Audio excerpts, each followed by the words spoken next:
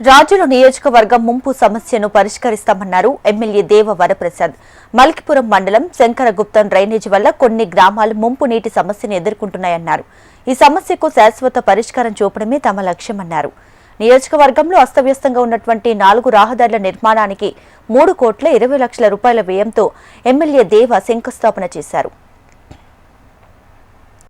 Bridge కొత్తగా నిర్మించాలని, అలాగే 730 మీటర్ల అప్రోచ్ రోడ్డు వేయాలని శాంక్షన్ అయింది. ఈ శాంక్షన్ అయిన రోడ్డు బ్రిడ్జి ఈ ప్రభుత్వం వచ్చిన వెంటనే ఎక్కడైతే స్టార్ట్ కాలేదో అవన్నీ కూడా క్యాన్సిల్. దాంట్లో భాగంగా ఈ రోడ్డు క్యాన్సిల్ అయిపోయింది. సో 25% కంటే తక్కువ ఉన్న చోట కూడా క్యాన్సిల్ అయిపోయింది.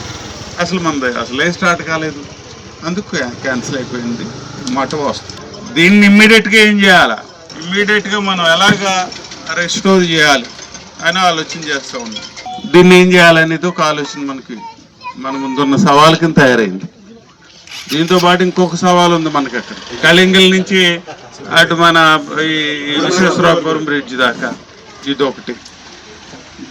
దీనికి టార్గెట్ చేశాను నేను ఫస్ట్ శంకరగుప్త. మనకి అక్కడ మట్టపర దగ్గర కాస్త డూప్లికేషన్ శాంక్షన్ వచ్చింది. మనకి ఒక పక్కన ఓఎన్జీసీ శాంక్షన్ అయింది, ఇంకొక పక్క R&B శాంక్షన్ అయింది. 2 డూప్లికేట్ అయింది. నేను R&Bని రిక్వెస్ట్ చేశాను, మీరు పడిన రోడ్డుని తీసుకొచ్చి ఇమ్మీడియట్గా ఇక్కడ రెస్టరేషన్ చేయండి. టెంపరీ రెస్టరేషన్, పర్మనెంట్ కాదు. నాని గారు అడిగిన ప్రశ్నకు సమాధానం ఇది బీటీ కాదు, సిసి వేయాలి, కాంక్రీటు వేయాల్సిందే.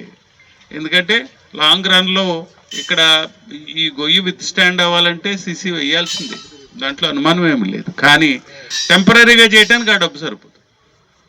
సో అక్కడి నుంచి డైవర్ట్ చేసి మనం ఇమ్మీడియట్గా ఈ 42 లక్షలు పెట్టి ఇక్కడ టెంపరీ రెస్టరేషన్ చేస్తున్నాం. కానీ తర్వాత దీనికి బ్రిడ్జి, మిగిలిన అప్రోచ్ రోడ్లు సరిగ్గా సరైన పద్ధతిలో చేయాలంటే మనకు 6 కోట్ల రూపాయలు కావాల్సిన అవసరం.